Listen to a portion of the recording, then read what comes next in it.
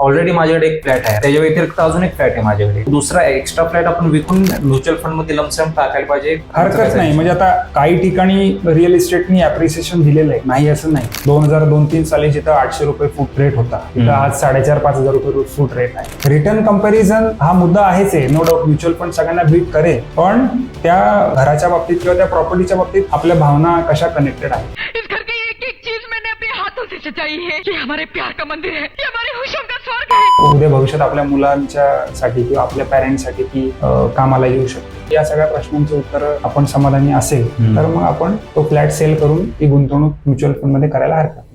5,000ची SIP मी चालू केली तर ते मला करोडपती बनू शकेल का? 12% रिटर्न जनरेट झाले तर तुम्हाला 5,000ची एसआयपी ही 1 कोटीपर्यंत पोहोचवते. ते जर आपण अजून ठेवले 10 वर्ष तीच 1 कोटी तुम्हाला साधारण 3.5 कोटी झालेली दिसू शकते. आणि अजून समजा एक्सटेंड केलं करायचं तेवढं करू शकता.